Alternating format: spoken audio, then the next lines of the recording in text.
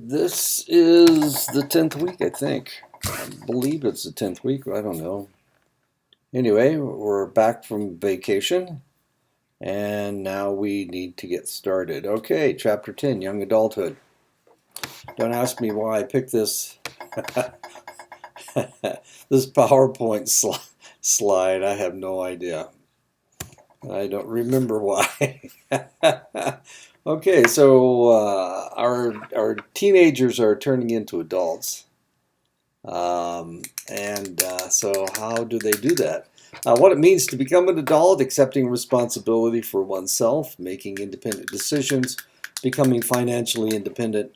Cultural variations include Israelis must complete 2 years of military service. Once upon a time in the United States, we had the same thing. Everybody had to serve at least 2 years in the service. This was back in the 50s. At the beginning of the Cold War, at the beginning of the Cold War, we had the same thing. Koreans and Chinese shift from being supported by their parents to supporting their parents financially. In traditional cultures, focus is on marriage. In India, the top criteria for adulthood has to do with emotional self-control. Changes in aging. Graying hair begins in young adulthood at about 30 years of age. For some racial groups, not all of them. I guess that's primarily Caucasians, people of European descent. My hair started turning gray in my 40s, I guess. I have when I was teaching at Fort Belknap on the Fort Belknap reservation. There was a guy that was like 2 months older than me, and his hair was jet black, and of course mine is not jet black. It's gray on the sides for sure. It's a little bit brown right in the middle, but that's it. And his was just jet black. Of course, he was a native, and so I guess it all depends on what racial or ethnic group you belong to. Your hair starts to thin, especially as we get move into our 40s, 50s, and 60s. You see bald-headed 40-year-old males. Not so many bald-headed women, of course. Luckily, it's sex-linked, so only men are bald, not women.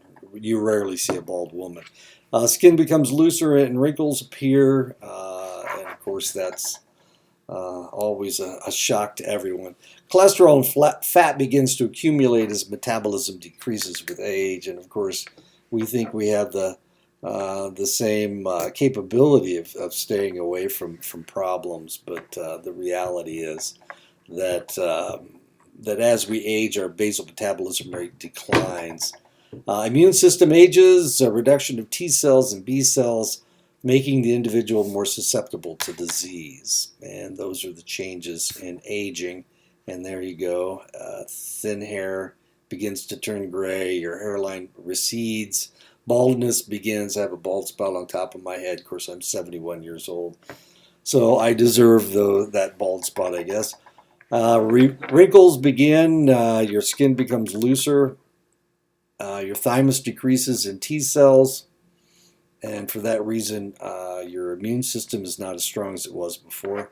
Your lungs decrease in vital capacity. The question is this true if you keep running and or keep stressing out your lungs? And I'm not really sure what the answer to that is. Your muscle mass decreases. Your bone marrow stops producing as many B cells, so your immune system is not as strong. Your heart decreases in maximum heart rate. It increases in cholesterol and fat buildup in the arteries, and this is always a problem. Most people will gain weight throughout their adulthood, though usually slowly. Weight gain may be caused by multiple factors: a continuously declining in basal metabolic rate. Your genetics has to do with your genetics, your biology, what kind of a diet you eat. Adult with a BMI over 25 is overweight. Over 30, of course, is obese. The countries with the highest rates of obesity are the wealthiest countries. There's a shock for you. In developing countries, obesity rates are climbing. This may be because there has been an increase in Western-type diet as the countries gain position in the world. Developed countries have higher obesity rates in lower socioeconomic status groups because of the quality of the food that they eat. Obesity is developed in developed countries is impacted by diet and sedentary work. And of course, there's the obesity rate. Argentina, the United States, of course, Mexico has a relatively high obesity rate. Most of the European countries, except for France, strangely enough. That's Saudi Arabia right there. That's Egypt, Australia. Obesity risks and outcomes. High blood pressure, of course, is an outcome of obesity. Diabetes, of course. Sleep disorders. It can cause sleep apnea.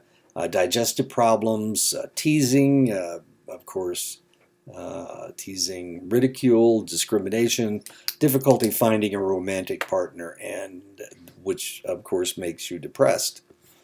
Lack of exercise may be caused by busy pace of modern life. Children get more exercise than adolescents, and the level of exercise just continues to decline over the years. And of course, video games don't help. Now, instead of going out and shooting baskets or kicking a soccer ball, kids are playing Fortnite or whatever, Roblox. My grandson plays both those games. Effects of exercise, especially aerobic exercise, it keeps you at a healthy weight. It increases your metabolic rate. It reduces the risk of diseases and illnesses, and it lowers your levels of anxiety. Aerobic exercise is exercise that raises your heart rate but does not put you in oxygen debt. Running is an aerobic exercise. Of course, it can be an anaerobic exercise if you run really, really fast. Swimming, of course, aerobic dancing, soccer, and basketball. There is a degree of standing in both soccer and basketball. When adults exercise regularly, they reduce the risks of a variety of illnesses and diseases, including, of course, diabetes, cardiovascular disease, and several types of cancer. Death rates decrease among those who get exercise as compared to those who don't. And that is my plan. I'm going to keep exercising. I'm 71 years old. I'm going to keep exercising and see how long I can last. There are also mental health benefits from exercise, of course. Exercise generates endorphins and norepinephrine in the brain, which not only provide pain relief, but increase pleasurable feelings and feelings of well-being. People who exercise regularly have lower rates of anxiety and depression, and you can't argue with that. So there you go, exercise. COVID's really cutting into this. I used to go to the gym once or twice a week. Now I can't go to the gym at all. I haven't been to the gym in over a year, so I guess I need my vaccination so that I can get back into the gym. Children who have high IQs are more likely to succeed as adults. IQ scores and future success are moderately correlated. Lowest scores have work-related problems. Highest scores did well in careers. Higher scores, 140 plus, had fewer personal problems and greater occupation success. And of course, that is not an absolute. All your IQ score means is that you have the potential to do well in school. That's all your IQ score means. The higher your IQ, the more likely that you will succeed in life. Intelligence has been on the minds of educators since the beginning of the 20th century. And this all started with Binet and Simon in France. They put together a test of intelligence in France in 1905.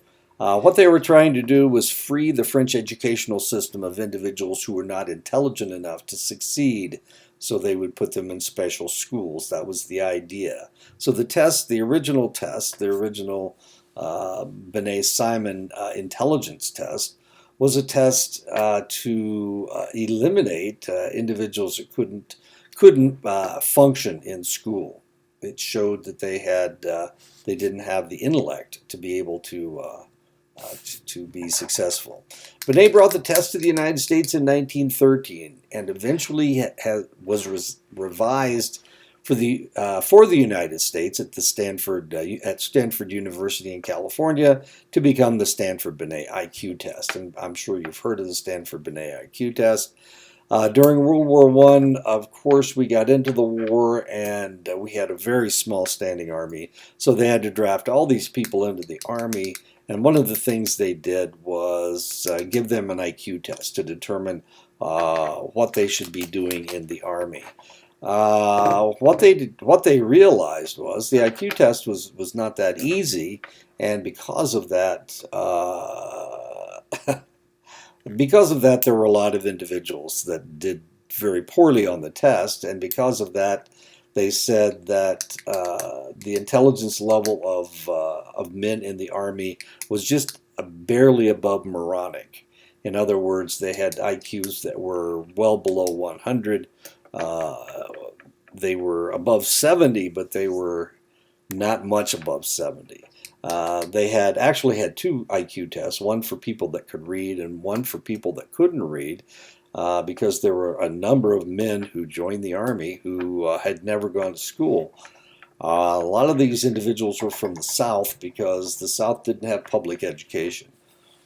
And even in the North, you didn't have to go to school, so there was always a possibility that these individuals, despite the fact that they were functioning adults, weren't able to read. So we're going to talk about other intelligence tests. Sternberg's has a triarchic theory of intelligence.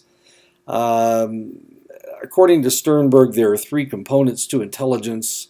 One is analytical intelligence, the traditional idea of intelligence. You're able to analyze situations. Creative intelligence, taking information and applying it in new ways. So there's analytic, your traditional intelligence, and then creative intelligence. And the last is practical intelligence. This is applying information to solve problems in everyday life. In other words, street smarts. Sternberg's practical intelligence may be more inclusive cross-culturally, having the ability and knowledge to adapt to your abilities in a culturally appropriate manner. This is sometimes a trick. So if you have cultural intelligence, that means that you have practical intelligence that fits with your culture. Cultures vary on what constitutes intelligence.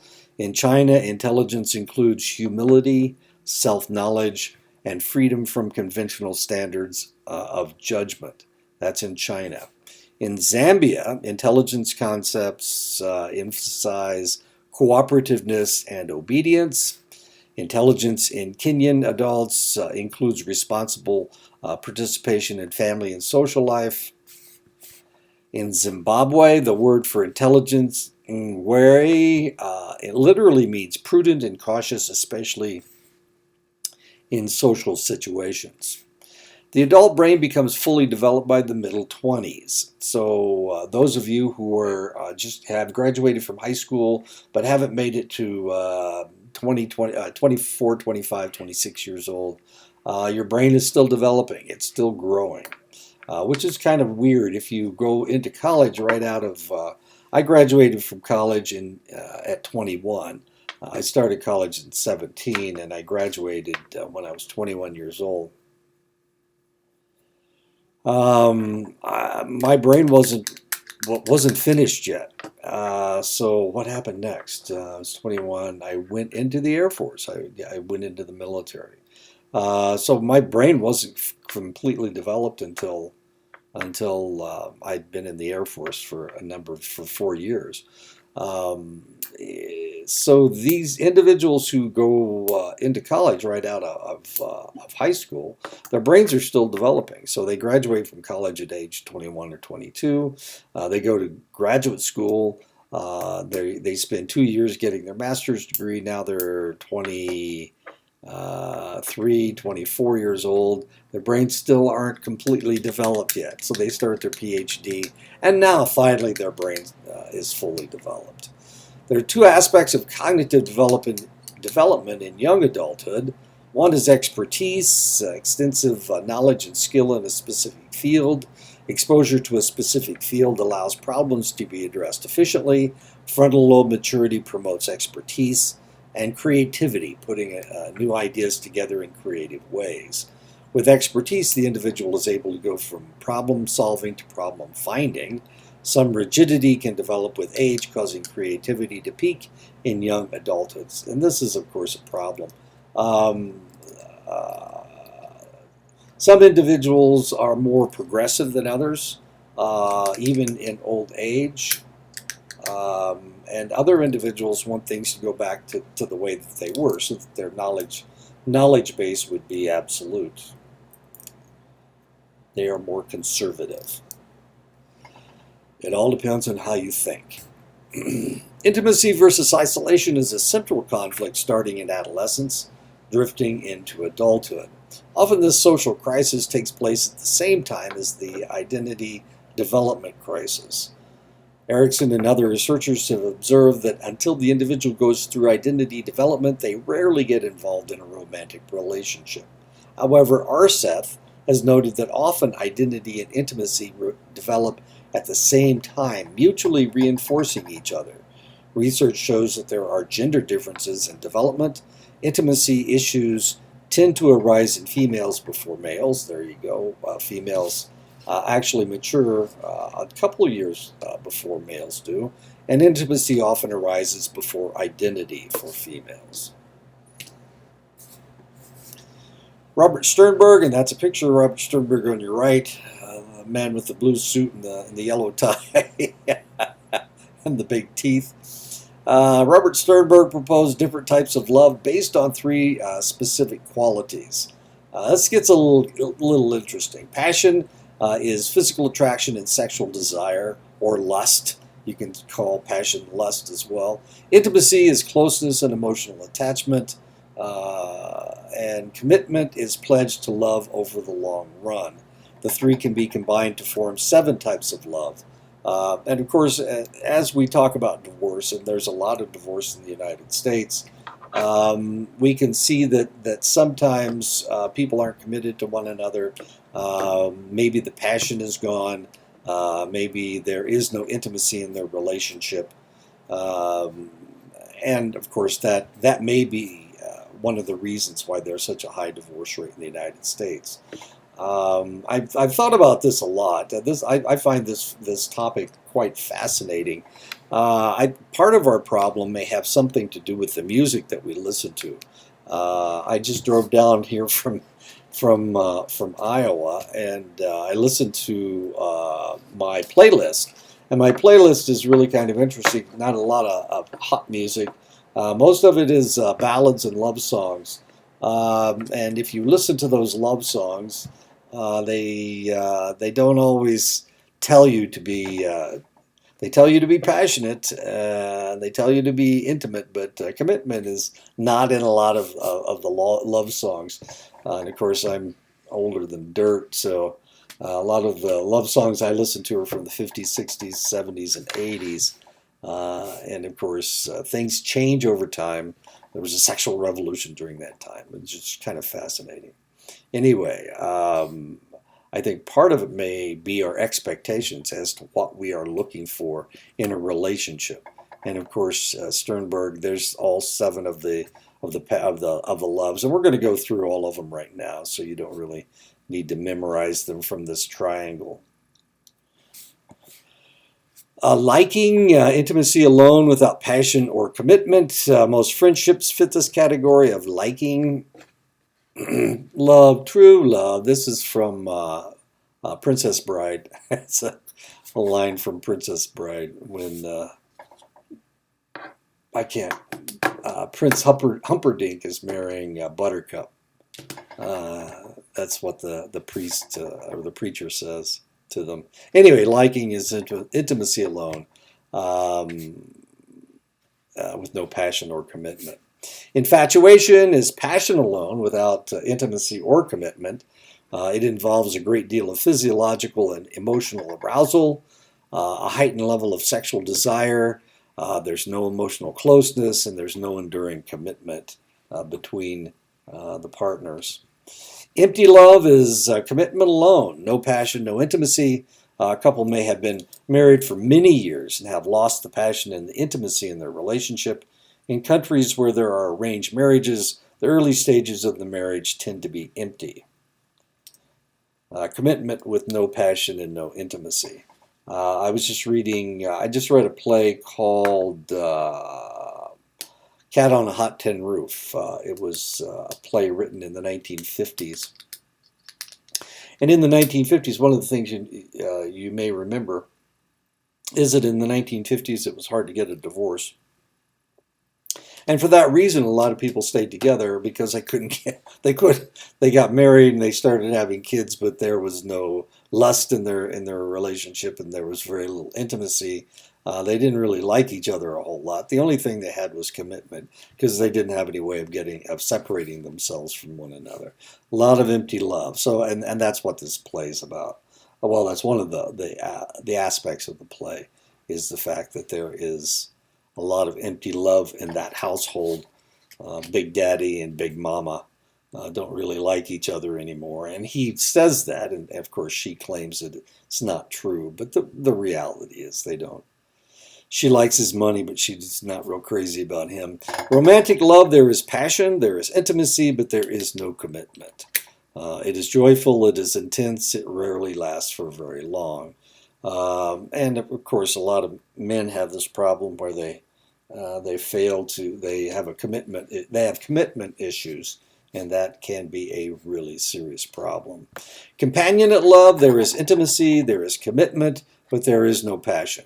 This type of love occurs with long-term couples. The passion has decreased, but they still feel intimate toward one another. They certainly are committed to one another as they have lived together for an extended length of time. There just is no passion left in the relationship. This is really kind of interesting. As I get older, of course, and I am around. Well, see, my wife and I were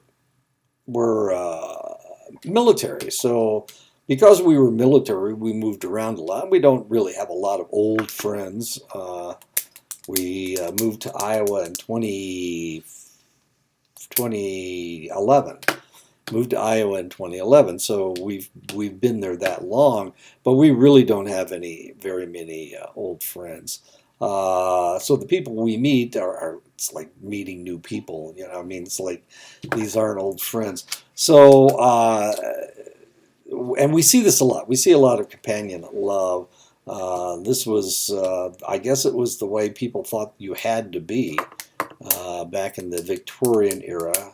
As soon as you weren't able to have children anymore, then you didn't really have to have sex anymore. There was no passion left, or there was no passion, which is companionate love. Fatuous love, there's passion, there is commitment, there is no intimacy. Whirlwind courtships fit this criteria. People meet, they fall passionately in love, and then they get married before they have a chance to really know each other. The story Romeo and Juliet is this way.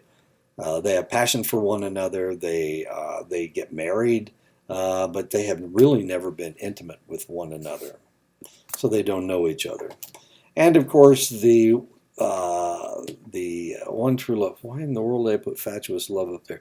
Consummate love is there is passion, there's intimacy, and there is commitment. This is the ideal love that many people talk about. It's what happened in Princess Bride. That may be actually a scene from Princess Bride. Love, true love, that whole thing. Anyway, changes in love over the course of a relationship, and as you can see, passion tends to decrease as you age. Actually, there's a very good reason for that. It's because your testosterone goes down, whether you're a male or a female. Your testosterone decreases, and your testosterone is what creates your sex drive in your hypothalamus. Marriage may exist for several different reasons, uniting people to serve complementary gender roles, reduces sexual competition. If you're married to somebody, of course, they're supposed to be committed to you and you are supposed to have exclusive opportunity to reproduce with that select individual. And of course, it's necessary for the species, our species anyway. Variation between cultures and choice of marriage partners, economics and number of marriage partners, all this has to do. There are many variations around the world. In some cultures, men can marry more than one woman. I know of only one culture where a woman can marry more than one man, and that is Nepal. As weird as that is. Anyway, they were looking at mate selection throughout the world, and this is what they discovered: that men and women are fairly close as to what they're looking for in a relationship. Both men and women were looking for mutual attraction. They wanted somebody who was dependable. Number 3 was emotional stability and maturity. Number 4, pleasing disposition for both males and females. Men wanted a woman with good health as number 5, and a woman wanted a man with education and intelligence. Education and intelligence was 6th for the men's ranking. Sociability was 6th for women. Sociability was 7th for men, and good health was 7th for the woman. Desire for home and children, 8 for both. Refinement and neatness for men's ranking, number 9. And ambition and industriousness was number 9 for women. And good looks, there you go. Men admitted it. They wanted somebody that looked good. And refinement and neatness was rounded out the top 10 for women. Romantic love may not be a basis for marriage for all cultures. Arranged marriages are an alliance between families with love developing after the marriage. Commitment first and attachment second. Many traditional cultures are shifting from arranged to semi-arranged marriages. Marriage includes economic transactions in many cultures. Bride price is a substantial gift of money or property from groom and kin to bride and her kin. That's known as a bride price, so they're actually buying the lady from the family. Bride service, groom is obligated to work for the bride's family for a time, and I think that is what happens in the Navajo culture.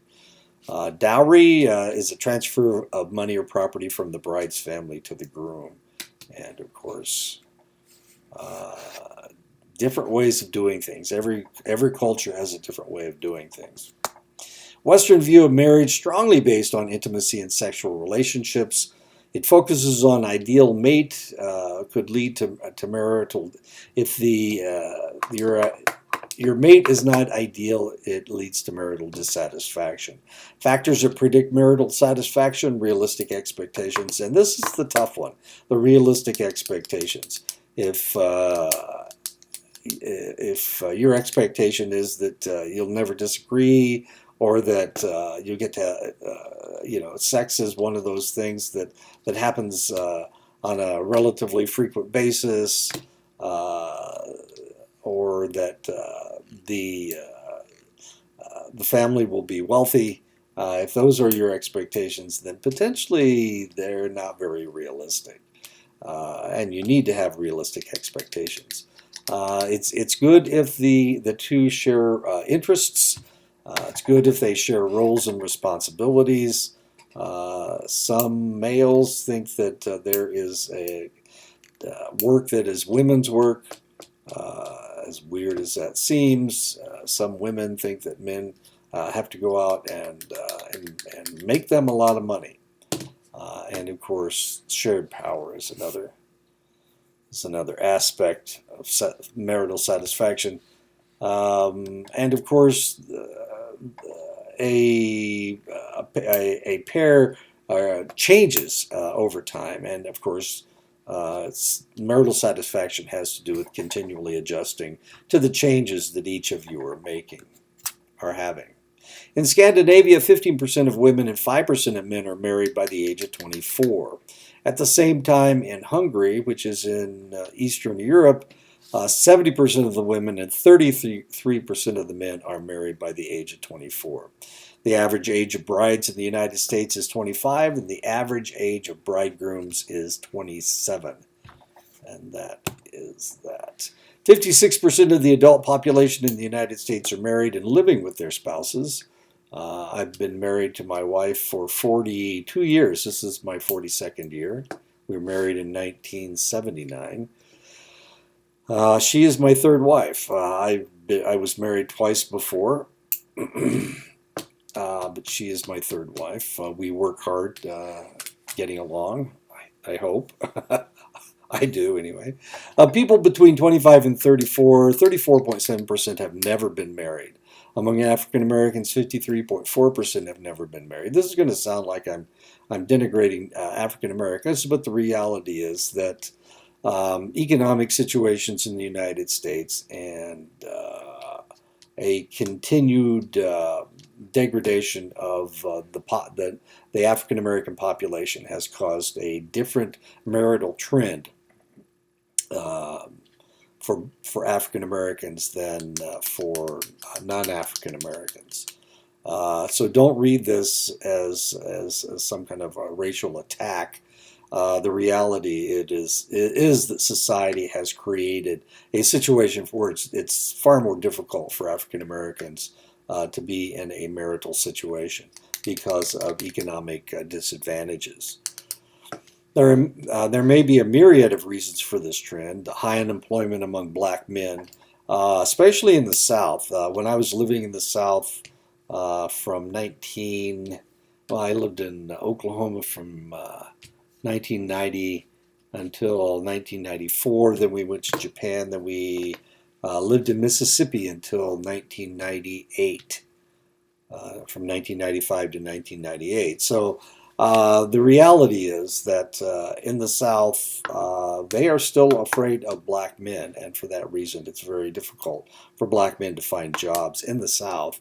High level of independence among black women. They had to be independent because it was almost impossible. It was very difficult for black men to find jobs. Penalties for having a non-contributing spouse in a household that is supported through any welfare payments. And of course,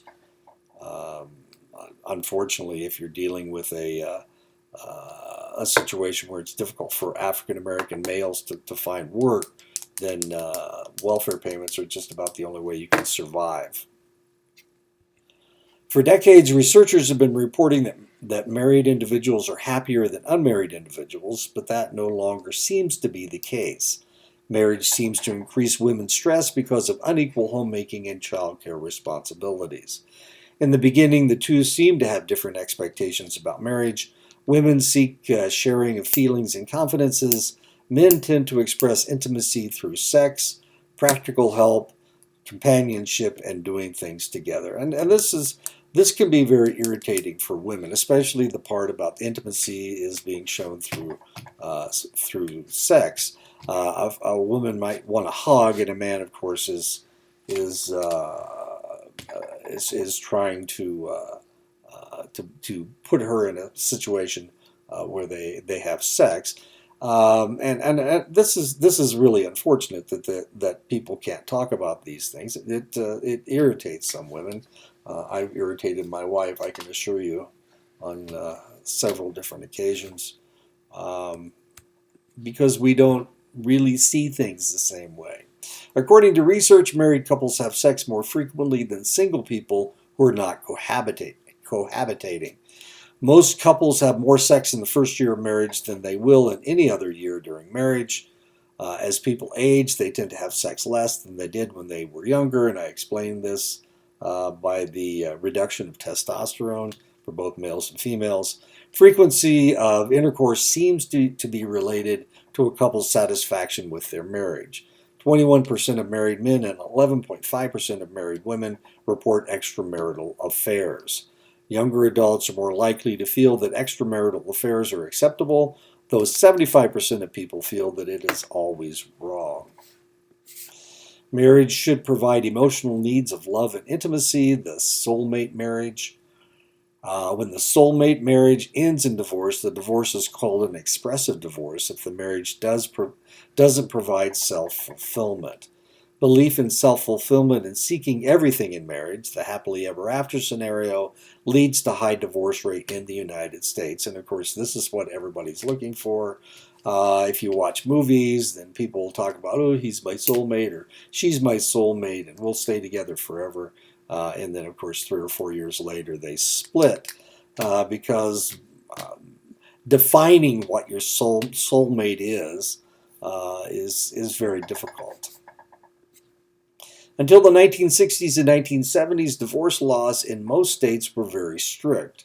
With the liberalization of the divorce laws, the number of divorces have increased markedly. The United States has one of the world's highest divorce rates, but divorce rates have plateaued since the 1980s. Almost 10% of the population in the United States are currently divorced. Divorces usually occur within the first 10 years of marriage, and the reality is that I was married for 4.5 years to my first wife, and wait a minute, let me count this up.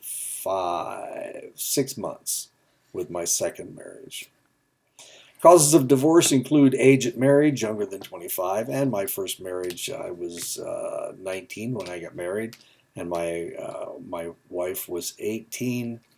Divorced parents, neither of our parents were divorced. Socioeconomic status, conflict and stress over finances. This was a huge conflict. Living in Indiana, my wife wanted me to go to start working in the factory. I wanted to go to college. She said I could make more money working in the factory, and the reality was she was right. Of course, I would have made more money. I was in the military at the time, and it was a struggle. It was a real struggle, and she divorced me. She didn't marry anybody with more money. I don't know that she's ever been married to anybody with any money, but anyway, she divorced me. Partner behavior, drinking or drug use, infidelity, and she was. She had an affair before we got a divorce. Adjustments after divorce, hardest in the first 1 to 2 years, and of course, it takes you a couple years to get over a divorce. Several developments underlie the increase in divorce. Women who are more financially independent of their husbands may be less likely to stay in bad marriages. Fewer marriages are staying together for the sake of the children. Marriages are having fewer children, actually. Couples are having fewer children. The younger a person marries, the more likely the marriage will end in divorce. Teenage marriages have the highest rate of divorce. And as I said, I was married when I was 19. I was married when I was 19. Education is also a factor. Women who drop out of high school or college are more likely to drop out of a marriage as well. The following factors seem to predict a higher divorce rate: premarital cohabitation, young age at marriage, bearing a child before marriage, having no children, stepchildren in the home, divorce of an individual's own parents, being African American. 70% of all African American couples divorce compared to 47% of white couples. And like I said, this is not well, it does sound bad. It does sound kind of racist, doesn't it? Most women are worse off financially after a divorce.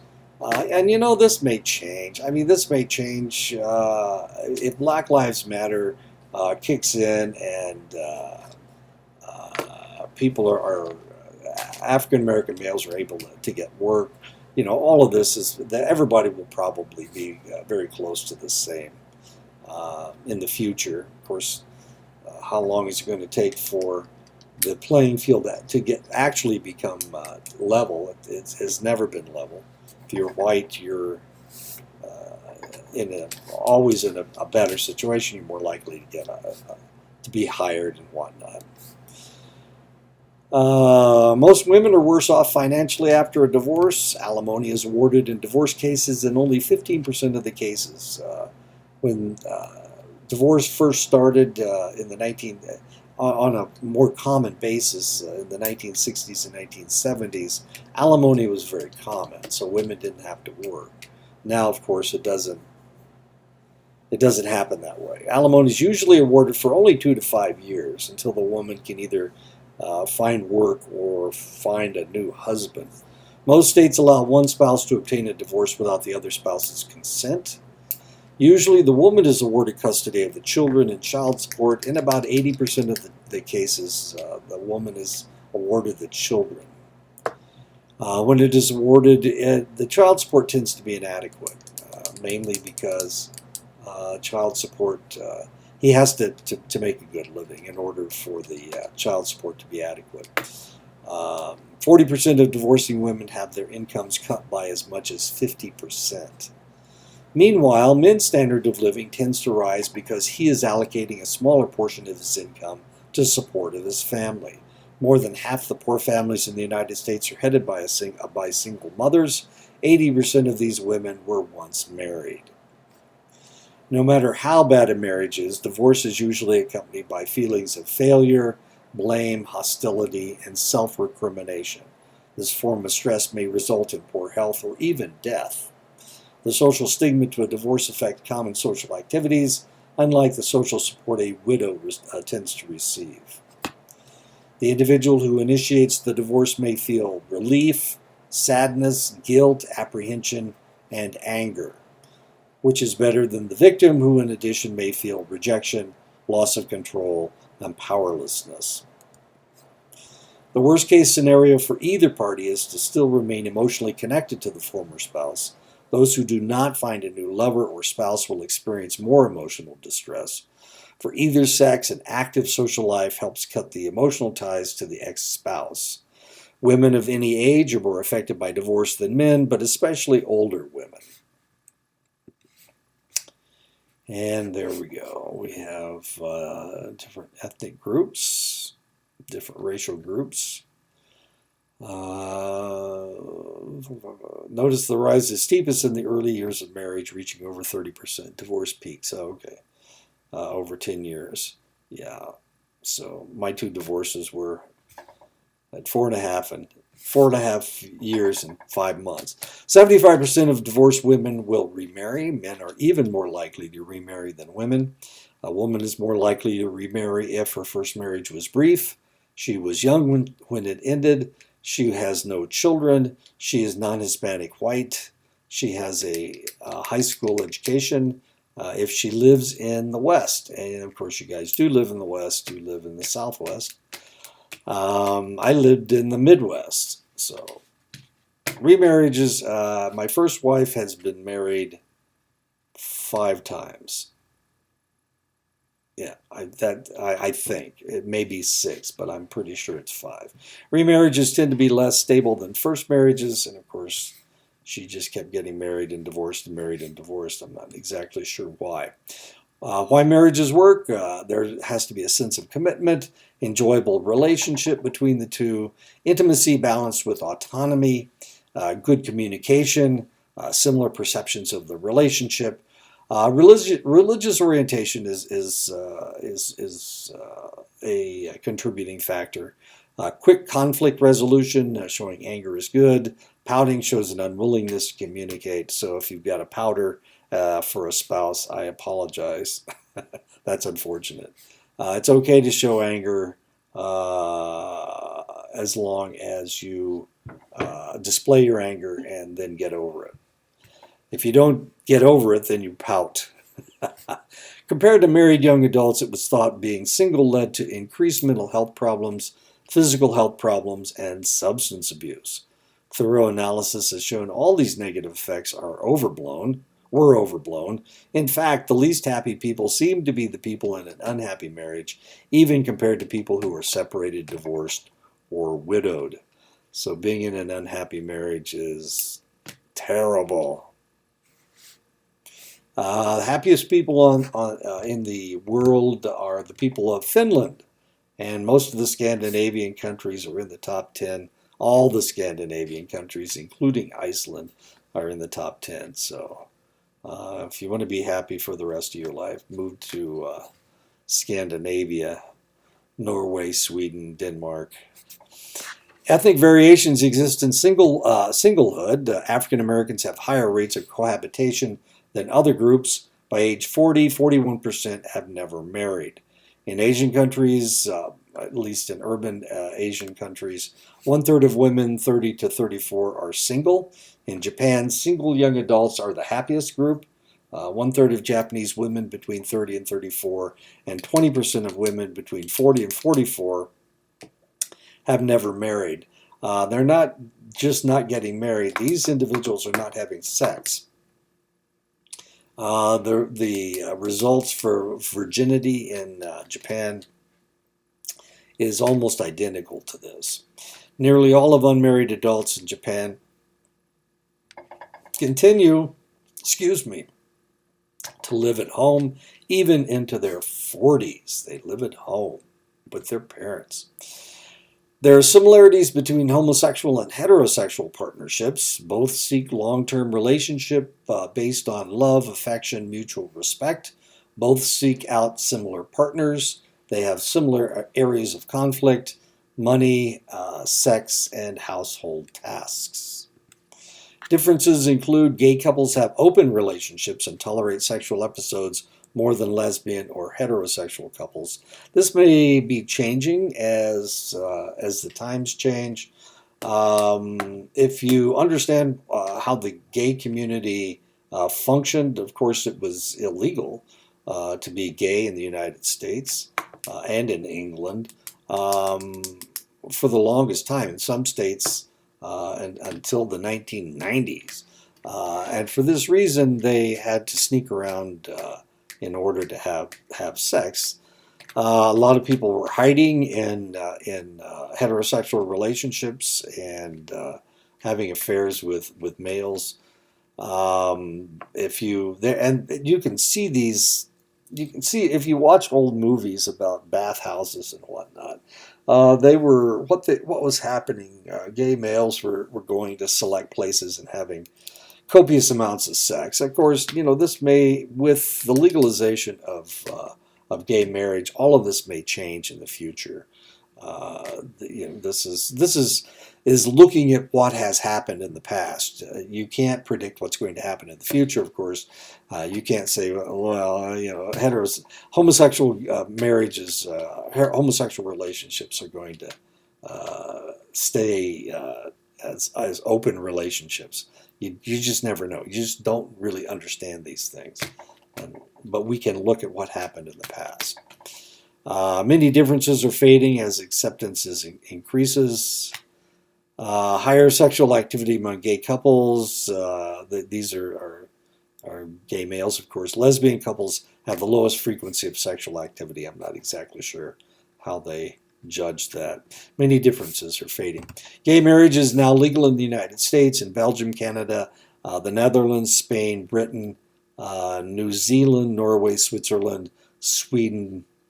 Did I say Sweden twice? No. France, Germany, and Denmark.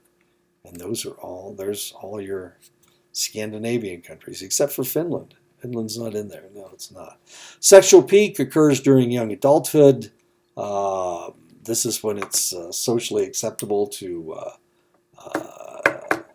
the assumption is that young adults will will be able to have sex.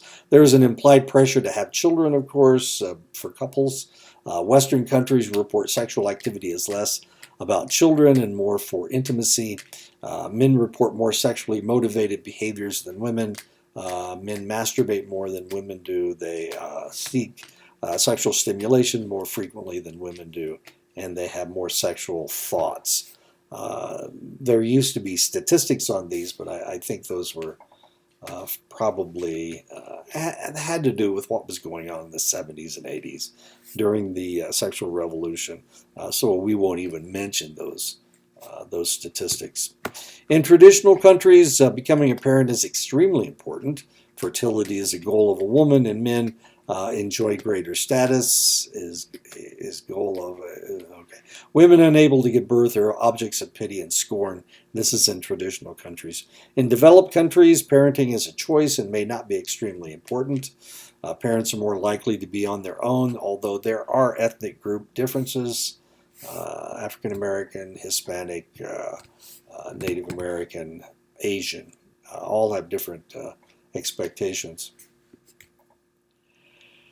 Views on becoming a parent, advantages and disadvantages. Advantages of becoming a parent: giving and receiving love and affection, greater meaning to life, becoming less selfish and learning to sacrifice, satisfaction of helping children learn and grow, greater acceptance as a responsible adult, less fear of death because children will carry on.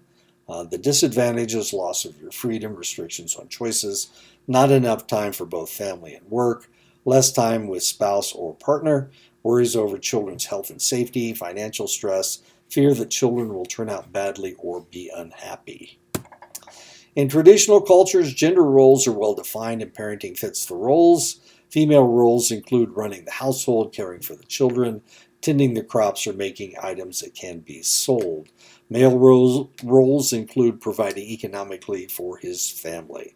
In developing countries, gender roles are less defined, but women are more likely to have household and child care duties. Across the Western world, about 90% of single parents are single mothers. Single motherhood is higher now than 50 years ago.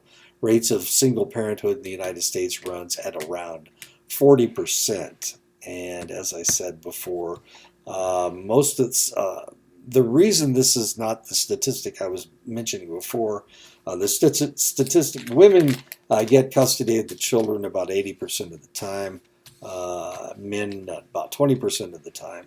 Well, the reason this statistic isn't exactly the same is because some women never get married and aren't awarded the children. They don't have a spouse to argue with.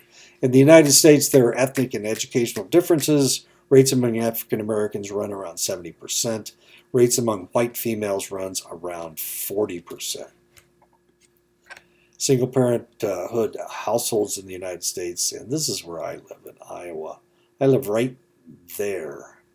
We live directly across from Chicago, about 200 miles west of Chicago, but we live right where the Mississippi River turns east and west instead of north and south. That's where we live, right there. Actually, we live about 30 miles off the Mississippi River, so I live right there. That's Lost Nation, Iowa. This is Davenport and Bettendorf.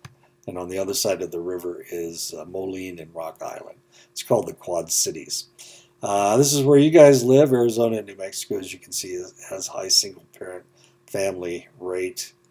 This section of the United States has low. I used to live in right south, just south of Omaha, in Plattsmouth, Nebraska. Anyway, not important. So here's where Iowa is, between 25 and 29%. And Arizona is 35 to 39%, New Mexico above 40%. Many single mothers cohabitate with a father. They may receive assistance from other family members. In some cases, gay and lesbian couples have who adopt are considered single parents. True single mothers may have lower income and increased stress. The more support the single mother gets from her own parents and other relatives and friends, the less stress that she will suffer. A percentage of single-parent households in the United States by income and race, ethnicity, and as you can see, African Americans have the highest, and they have the lowest income. And this is a tragedy. Developing occupational goals can occur through 5 stages. This is according to Super 1967. Now, 1967 was the year I graduated from high school, so that was over 50 years ago. This is kind of an old group. Crystallization, initial stage, usually occurs during adolescence. It considers matching talents with interests. When I was living in Montana, what they do in Montana is they go around and they give a test. What is that test? Myers-Briggs. They give the Myers-Briggs test to match personalities with jobs. So it gives high school kids an idea of what they should be looking for as far as jobs are concerned. Specification, choices become more focused. They pursue the education and the training to obtain their goal. Implementation, completing education that began in the previous stage. The individual must reconcile desires with the job market. If you become an art major, for example, what are you going to do for the rest of your life? You can be a graphic artist, I guess. You could be a painter, but of course, all painters starve in the beginning. Stabilization, you establish your career, and then consolidation. You gain expertise and experience. Choice of occupation is influenced by personality. John Holland describes 6 personality characteristics. Holland tries to match personality types with occupation. Of course, that's what the Myers-Briggs was doing. And there you go. Realistic, these are the personality characteristics. Realistic, intellectual, social, conventional, enterprising, and artistic. You can go back through this if you like. Gender impacts of occupational choices. Women are overrepresented in the service sector. Women's jobs tend to be low paying and low status. Women are underrepresented in STEM fields. That's science, technology, education? No, it's not education. Mathematics. M is mathematics. Engineering and mathematics. Gender socialization and balancing work and family roles plays a part. Women are more likely to have work and take time away to care for family than men are. Sociologists refer to women doing more work at home after working a full-time job as the second shift, and that is unfortunate. Civic involvement goes up as young adults have children and become concerned. It may also be impacted by business networking. The individual may join a civic organization to enhance business contacts. Media use, this is really controversial. Television plays a role in leisure activities in young adulthood. There's a negative correlation between television watching and community involvement. Since television viewing is not demanding, it is attractive to engage in, as well as video games and whatnot. We do this way too much. I was talking to Professor Barber, and he watches a lot more television, a lot more movies than I do. And I was thinking, wow, when do you have time to do anything else? But of course, he's an excellent instructor, and he gets everything done. And that is the end of our Chapter 10. So next week we get a little bit older.